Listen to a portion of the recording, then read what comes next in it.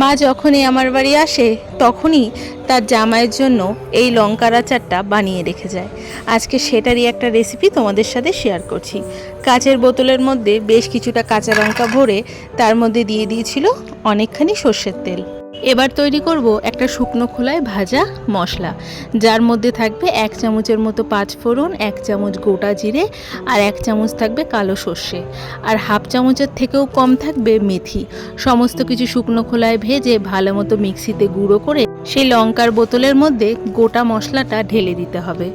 তার মধ্যে দিয়ে দিতে হবে অল্প একটু পরিমাণ মতো নুন।